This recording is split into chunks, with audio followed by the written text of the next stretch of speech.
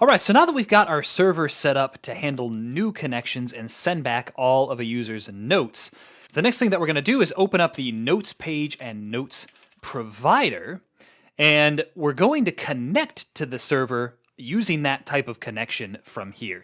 So what we're going to be doing here, more or less, is exactly the same kind of thing that we're currently doing in our use note custom hook, right? We're going to be creating a new socket connection. We're going to be getting the initial data. But the differences here are going to be we're going to be using a different type of connection here, right? We're going to be passing all notes as the name so that our server will know what type of connection we want. And B, we're going to be listening for a different set of events inside our notes provider, right? For now, we're just going to be listening for the initial notes and the error events, and later on we'll add some other events as well. So opening up our notes provider here, what we're going to do is find the place where we're currently loading the notes from the server via a network request. And we're going to change this so that we're no longer loading it via a network request, right? We're going to be creating a WebSocket connection with our server and loading our notes in that way. So here's what that's going to look like. We're going to remove this load notes thing because we don't need that anymore. And we're also going to remove the part where we call that inside the if statement. And instead, we're going to say const socket equals socket IO client. And we're going to connect to our server, which is running on http://127.0.0.1 And then the data that we're going to provide is query, and we're going to pass the name, which is going to be all notes, right? This is where we allow our server to know what type of connection the client is trying to establish. And additionally, we're going to pass our token along with this. So we're going to need to say await user.getID token. There we go. And I guess we are going to need to put this inside an asynchronous function because we're using await there. So let's say const.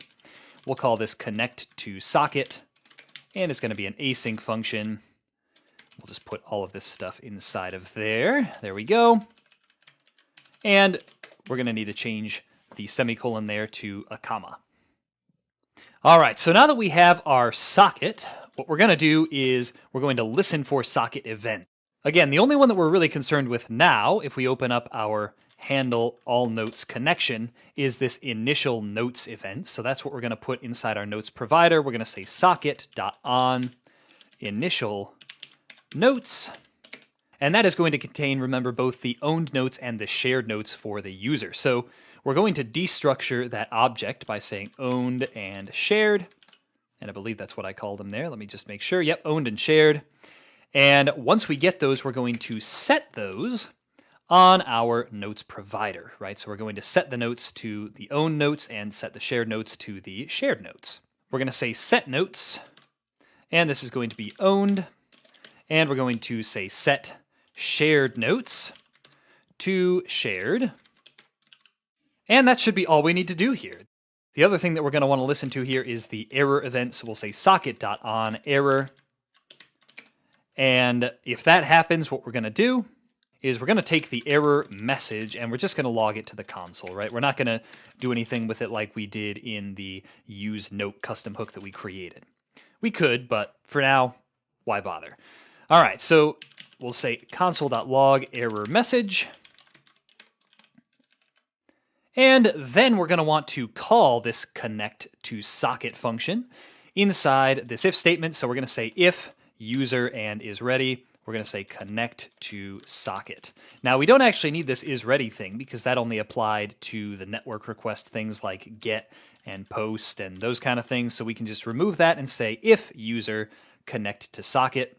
The other thing that we're going to want here actually is we're going to want is loading, which we're going to name is loading user from our use user hook, just to make sure that we don't end up calling this when the user is loading. So we'll say is loading user and is loading user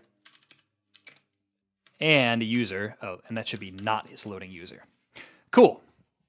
So that should make sure we establish the connection at the right time, right? That's going to be right when our notes provider is first created. which even means that all of the other pages right now will have access to these notes as well, right? Any page that's inside this notes provider, which currently is all of them, will have access to what's going on inside of here.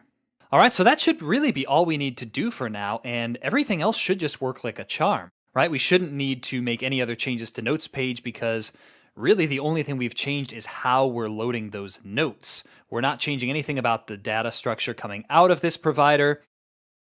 We're just really not changing anything else. So let's give this a try. What we're going to do is we're going to run both our front end and back end by saying npm run dev. And there we go. Oops, it looks like we have an error because we didn't import socket.io client. So let's do that right now. We're going to go up to the top and we're going to say import socket.io client from socket.io client. All right, so let's give that another try. And it looks like we're stuck on this loading message right now. I believe that's because we never set is loading to false. So what we're going to need to do is when we get those initial notes, we need to say set is loading to false. And hopefully that should work. Let's try refreshing the page. Nope, it still looks like something else is going wrong. So let's inspect and see if there's an error of some sort. And we're seeing that we're getting an error connection refused. So what that might mean is that there's an error going on the server. So let's take a look at the server code. Yep, it looks like there was some kind of error here. Yes, reading middleware of undefined. So let's take a look at that. I believe I know why that might be. Yes, and that's because we need to change this from socket.handshake.query to socket.handshake.query.name. I forgot that part. You might have noticed that earlier. But basically, we want to make sure that we're getting the name property from the socket when a connection is created, right? Because otherwise, we won't get the right connection type. So let's try this again. We're going to go into here, and we can close this for now. And it looks like everything is working just the way we want it to. All right, so we have hello other Sean. We have another note. We have my secret note. And yeah, so now we're loading all of our note data from the server via a WebSocket instead of using a network request.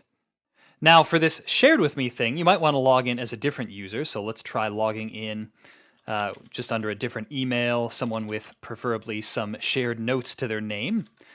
So let's try logging in here under a different person. And there we go, we'll do login. And sure enough, we see shared with me here. And let's just add a new note here to make sure everything works with that. We'll say my new note and click create. And it looks like everything is working out perfectly. So anyway, that's how you load data from a server via a WebSocket connection instead of using a network request.